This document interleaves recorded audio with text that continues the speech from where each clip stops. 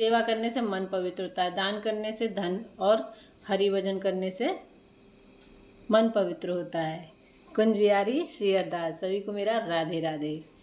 जिसे ठाकुर जी मिल जाते हैं, जिनको ठाकुर जी की प्राप्ति हो जाती है, वो किसी भी चीज़ का संग्रह नहीं करते, वो सब कुछ बांटते लुटाते चलते हैं। चाहे वो धन हो, चाहे वो ज्ञान हो, जो भी हो, सब कुछ वो लुटाते चलते हैं। वो बहुत ही निश्चल हृदय हो जाते हैं। उनके में खुद ब खुद इतनी कोमलता हृदय में आ जाती है कि उन्हें कुछ भी ऐसा नहीं रह जाता कि कुछ अच्छा है या बुरा, सब ठाकुर जी की कृपा मानते हैं वो। ऐसा ही ब्रजवासियों का भी है। वो नंद बाबा के लल्ला हुआ है, वो खुशी में अटारी पे चढ़ के लुटा रहे हैं धन। उन धन को लूट के ब्रजवासी पीछे की ओर लुटाते हैं। उनको भी खुशी है कि हमारे नंद लाला आए हैं, इस खुशी में वो भी लुटा रहे हैं। नंद बाबा के कोई लल्ला नहीं था, तो उन्होंने सांडिल्य ऋषि जो उनके कुल गुरु हैं उनसे कहा कि महाराज हमारे यहाँ एक ऐसा अनुष्ठान कर दो जिससे हमारे लल्ला हो जावे। उनकी नंद बाबा की आयु बढ़ती ही जा रही थी, 80 साल के हो गए थे। तो उन्होंने कहा कि ठीक है, मैं नहीं करा पाऊँगा, मेरा भांजा आएगा वो करा देगा। तो बोले ठीक है, और वो चले गए। तो नंद बाबा को अपने लिए नहीं चाहिए था कि हाँ मुझे पुत्र हो, मेरी सेवा करे। जैसे कि होता है लोग, पुत्र होगा तो हमारी सेवा करेगा, हमारी संपत्ति लेगा, ऐसा कुछ नहीं। उनको था कि पुत्र होगा तो 9 लाख गायों की सेवा करेगा। 9 लाख गाय जो उन्होंने रख रखी है, ब्रजवासियों की सेवा करेगा। जो ब्राह्मण जन हमारे यहाँ आते रहते हैं उनके कौन पाँव पखारेगा, उनकी सेवा करेगा, कौन उनको भोजन कराएगा। इसलिए करके उनको पुत्र चाहिए था। तो वो इसलिए कहे कि मेरे घर एक अनुष्ठान कर दो आप, कि जिससे हमें पुत्र प्राप्ति हो जाए। तो फिर ठीक है, उनके आए भांजे अनुष्ठान करने के लिए।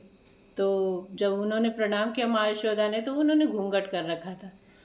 औरतें पहले सम्मान में बुजुर्गों के घूंघट करके रखती थी, इसलिए नहीं कि वो कोई शर्म है या है, वो उनका एक सम्मान करने का तरीका है। उन्होंने जब उनको प्रणाम किया तो उन्होंने उनको आशीर्वाद दे दिया, पुत्रवती भव।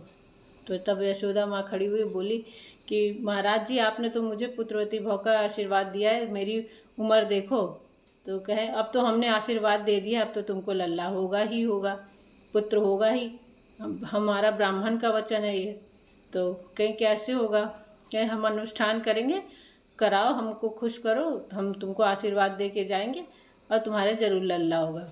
ठीक है, देखो भाव क्या था उनका नंद बाबा का, कि ब्रजवासी सेवा, गाय सेवा, यमुना सेवा, ब्राह्मण सेवा, इस सारी सेवा करने से जो भाव है कि ये सेवा करेगा आके कोई, जो भी मेरा पुत्र होगा या पुत्री होगी, इस भाव से परमात्मा खुद उनके यहाँ जन्म लेने के लिए आ गए, कि भाव को देख के। तो फिर माँ यशोदा ने अनुष्ठान का तैयारी की, सब ब्राह्मणों के लिए भोजन बनवाया, बढ़िया भोजन बनाया गया। हलवाई जब सुबह का उन लोग स्नान करके आए नाश्ता करने के लिए, तो बोले कि हलवाई बना रहे हैं, बोले हम स्नान करके आते हैं फिर हम नाश्ता करते हैं।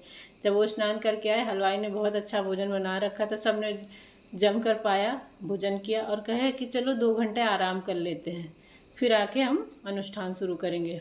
इस तरह करके चले गए। फिर दोपहर हो गई, जब उनकी नींद खुली तो फिर उन्होंने दोपहर में फिर आए, तब तक हलवाई फिर आ गया, बोला महाराज दोपहर का भोजन तैयार है। फिर उन्होंने भोजन कर लिया और फिर कहे अभी अच्छा शाम में करते हैं। फिर उन्होंने शाम में भी यही हुआ कि जैसे ही वो चले अनुष्ठान करने, तो बोले महाराज भोजन तैयार कहे, अभी तो हम अनुष्ठान के लिए सोच रहे हैं। तो कहे महाराज वो तो भोजन का अनादर होगा, आप पहले भोजन कर लो। हलवाई बोला, तो उन्होंने भोजन कर लिया और फिर कहे सब ब्राह्मण की आज का दिन तो यूं ही निकल गया, हम तो अनुष्ठान शुरू भी नहीं कर पाए। तो एक ब्राह्मण बोले कि कोई बात नहीं, ये भोजन ही हमारा अनुष्ठान है, इसको खाना और आराम करना ही हमारा अनुष्ठान है, इसी से हम खुश होकर जाएंगे और इस माँ को आशीर्वाद दे के जाएंगे कि इनके लल्ला हो। भोजन, ब्राह्मण को भोजन कराना, उसे दक्षिणा देना, उसे हरि भजन कराने में ब्राह्मण बहुत खुश होता है। इसलिए ये नहीं सोचना चाहिए कि ब्राह्मण को हम इतना खा रहा है और हम इसको इतना पैसा देंगे, कितना देंगे, इतना नहीं, जो आपका इच्छा है वो दे सकते हैं, लेकिन ये नहीं भावना लानी चाहिए कि इतना ले रहा है, इतना खा रहा है। ब्राह्मण खुश होकर आशीर्वाद दे के जाता है, जरूर फलता है वो। तो उन्होंने किया और माँ यशोदा को आशीर्वाद दे के चले गए।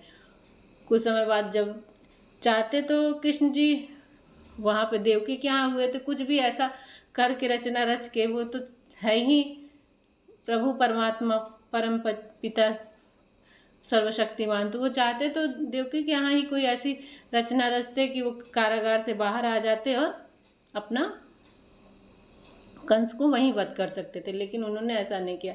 वो नंद बाबा के घर आए, माँ यशोदा के यहाँ जन्म लिया, तो वो उनके भाव से आए थे, नंद बाबा के भाव से आए थे, माँ यशोदा के भाव से उनके पास आए थे वो समय व्यतीत करने। तो जब वहाँ जन्म लिया माँ यशोदा के पास, तो सब लोग परेशान थे कि कैसे देखें कैसे देखें। सबको पता चला कि नंद बाबा के लल्ला हुआ है, चूँकि आए थे अंधियारी कारी रात में, तो किसी को तो पता नहीं चला, लेकिन जब पता चला सुबह में तो सब गांव वाले देखने को व्याकुल हो गए। 3-4 दिन बीत गए, माँ यशोदा लेके निकले ही ना। तो नंद बाबा बोले सब लोग देखने के लिए बहुत व्याकुल है, पूरा गांव परेशान है, पूरे ब्रिजवासी परेशान है, दिखा दो। तो माँ यशोदा आई एक दिन अटारी पे, देखी जहाँ तक उनकी नज़रें जा रही थी सब भीड़ लगाए खड़े हैं। तो माँ यशोदा ने धीरे से आंचल से उनका पैर दिखाया, उसी को देख के सब एकदम विह्वल हो गए, सब इतने आनंदित हो गए कान्हा जी का पैर देख के, गुलाबी गुलाबी पैर, सबकी खुशी का ठिकाना नहीं था, सब ने दर्शन किए।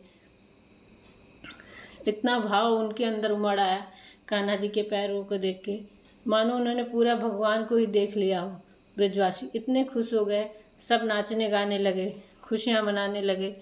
माँ यशोदा ने उनको फिर ढक लिया और लेके चली। फिर उन ब्राह्मणों की वजह से माँ यशोदा को पुत्र प्राप्ति, 21 दिन के अनुष्ठान से माँ यशोदा को जो पुत्र की प्राप्ति हुई, सिर्फ और सिर्फ ब्राह्मणों का एक आशीर्वाद था। ब्राह्मणों की सेवा से वो आशीर्वाद मिल जाता है जिससे परमात्मा खुद ब खुद आपके पास आ जाते हैं उतर के।